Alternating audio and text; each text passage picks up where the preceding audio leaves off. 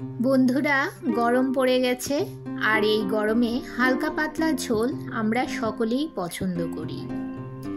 আজ আপনাদের জন্য নিয়ে এসেছি সজনে ডাঁটা দিয়ে রুই মাছের পাতলা ঝোল। কম মশলায় ঘরোয়া উপকরণে তৈরি মাছের এই রেসিপিটি গরম ভাতে অপূর্ব লাগে খেতে। নমস্কার বন্ধুরা, মনিকাস ফুড খাজানাতে সবাইকে স্বাগত জানিয়ে শুরু করছি আজকের রেসিপি। ভিডিওটি স্কিপ না করে শেষ পর্যন্ত দেখুন। আশা করছি আজকের রেসিপি সবার খুব ভালো লাগবে।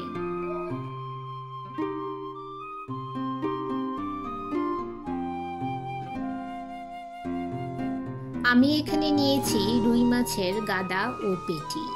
গাদা ও পেটি মিলিয়ে এখানে 7 পিস মাছ আছে। মাছগুলো ধুয়ে পরিষ্কার করে নিয়েছি। এবারে সামান্য হলুদ গুঁড়ো ও সামান্য নুন দিয়ে মাছের পিসগুলো মেরিনেট করে নেব।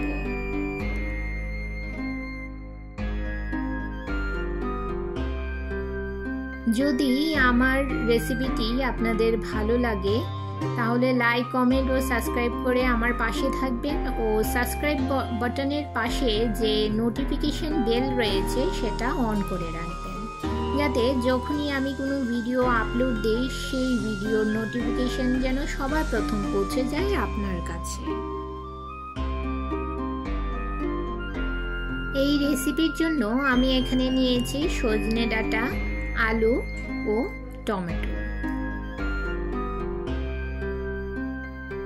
এই যে দেখুন, সজনে ডাঁটা, আলু ও টমেটোকে এইভাবে ছোট ছোট করে কেটে নিয়েছি। এবারে গ্যাসের চুলায় একটা কড়াই বসিয়ে দিলাম মাছ ভাজার জন্য। মাছ ভাজার আগে কড়াইটাকে খুব ভালো করে গরম করে নিতে হবে। এবারে দিয়ে দিলাম মাছ ভাজার জন্য পরিমাণ মতো সর্ষের তেল। আপনারা চাইলে এই রান্নাটা সাদা তেলেও করতে পারেন, আমি সর্ষের তেলে রান্নাটা করব। তেল গরম হলে মেরিনেট করে রাখা মাছগুলো দিয়ে দিলাম। একসঙ্গে সবগুলো মাছ ভাজবো না, বেশি মাছ একসঙ্গে ভাজলে উল্টাতে অসুবিধে হয় আর মাছ ভেঙে যাওয়ারও সম্ভাবনা থাকে। তাই 3-4টে পিস করে দুবারে মাছগুলো ভেজে নেব।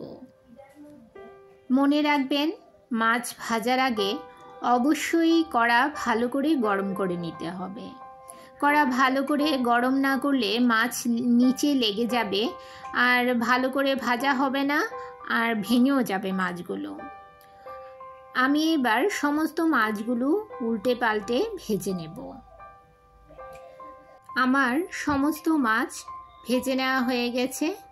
এবারে মাছগুলো তুলে নিয়ে আমি ওই মাছ ভাজার তেলেই ফোড়নে দিয়ে দেব একটা বড় সাইজের কুচুনো পেঁয়াজ।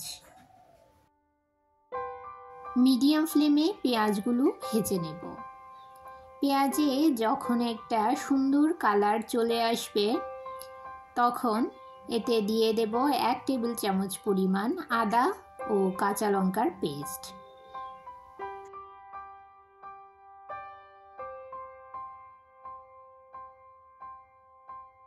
আদা ও কাঁচা লঙ্কার পেস্টটা দিয়ে পেঁয়াজের সঙ্গে সামান্য নেড়ে নেব। নেড়ে নিয়ে এবারে এতে দিয়ে দিলাম 1 চামচ জিরে গুঁড়ো, 1 চামচ লাল লঙ্কার গুঁড়ো, কাশ্মীরি লাল লঙ্কার গুঁড়ো শুধু কালারের জন্য দিলাম, আর দিলাম 1 চামচ হলুদ গুঁড়ো। এবারে দিয়ে দিলাম সামান্য জল, যাতে মশলা পুড়ে না যায়। সমস্ত মশলা নেড়ে চেড়ে মিশিয়ে নিয়ে কিছুক্ষণ কষিয়ে নেব। মশলা ভালো করে কষিয়ে নিয়ে দিয়ে দিলাম কেটে রাখা সজনে ডাঁটা ও আলু।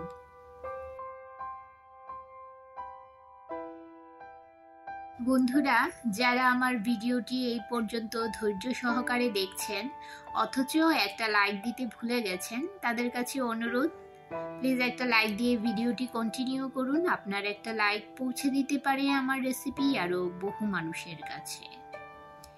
এবারে এতে দিয়ে দিলাম সামান্য নুন,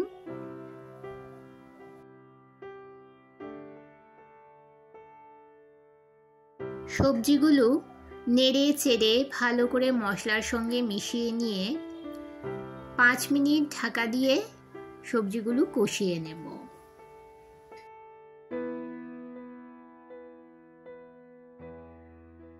পাঁচ মিনিট পর ঢাকা সরিয়ে সবজিগুলো একবার নেড়ে নিচ্ছি।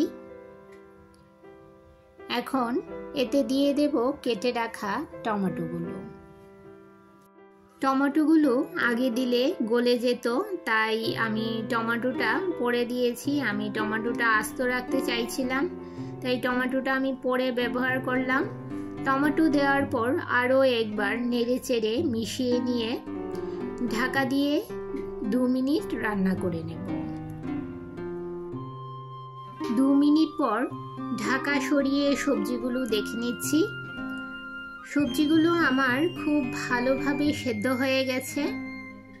এবারে এতে দিয়ে দিলাম পরিমাণ মতো জল।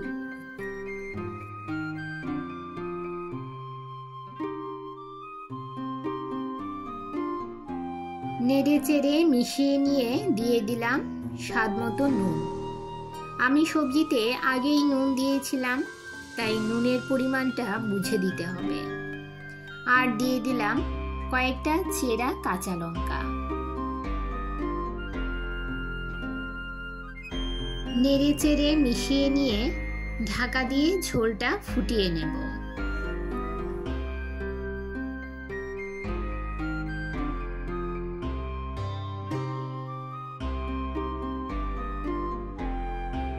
ঝোল ফুটতে শুরু করলে এতে দিয়ে দিলাম ভেজে রাখা মাছগুলো।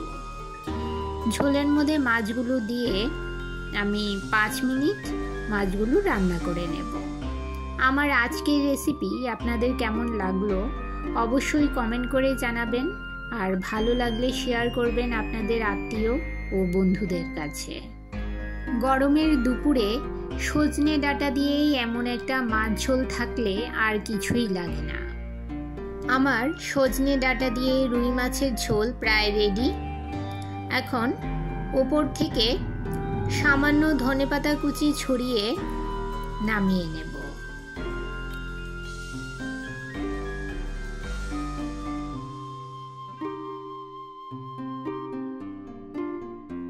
গ্যাসের ফ্লেম বন্ধ করে দিয়ে ঢাকা দিয়ে 2 মিনিট রেখে দেব স্ট্যান্ডিং টাইম।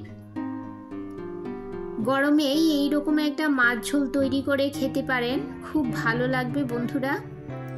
তাহলে বন্ধুরা আজকে এই পর্যন্তই। আবার দেখা হবে আরেকটি নতুন ভিডিওতে নতুন রেসিপি নিয়ে। সবাই ভালো থাকবেন, সুস্থ থাকবেন।